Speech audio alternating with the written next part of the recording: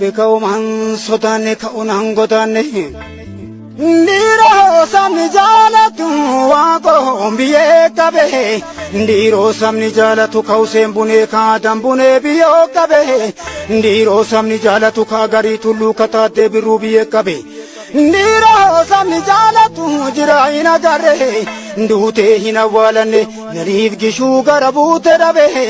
Tadubun jirtu kalitif kilin tokkabe Wabe nasini tilikada be Ndupin kale bade gobana bade Wan salen tolle kesa bade Walin olde walin fakatu faradon Areda ke na dolchada ngamata tago Nurahida umara ke kamatago Kabihidi harikan ke kadamago Sena dagatamun gamna barite barin Sena dagatamun gamna barite barin Gafana dinda bamukesa jira garin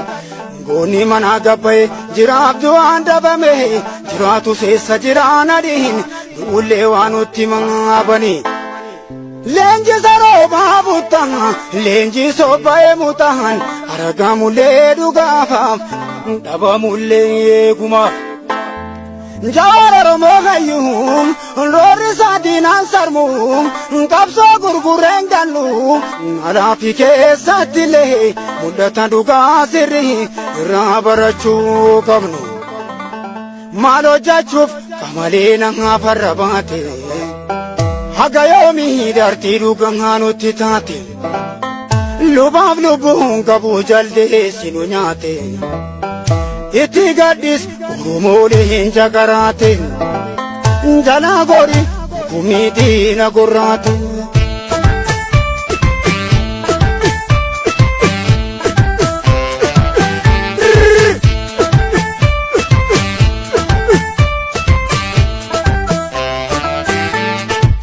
Ngari jabuli watu hikenu Ngari jabuli watu hikenu Oromo bifa,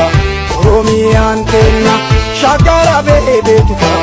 Baba kenna, Anosi kenna chi, Tankone tanenna, Dabasine gemine, Iga kenna kenna, Bari jabule, Watu ikene, Bari jabule, Watu ikene, Baruloni balaki, Badi balado. Morman bae jidarbe jaburu ramuka amal do chongarasi makala itoka walinin dululamu adagalle tosa gari jabule watu ikene gari jabule watu ikene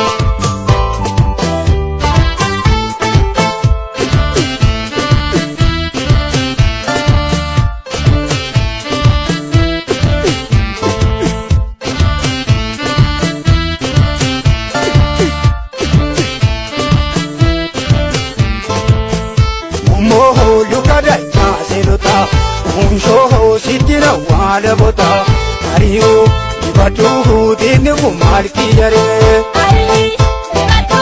dinu kumalki Malehe muka kote tete Hiro ngubao lingete Ariyo dibatu dinu kumalki jare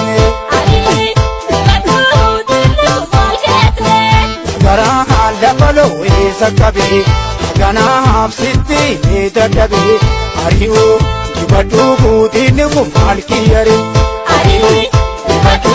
dinu kumalki jare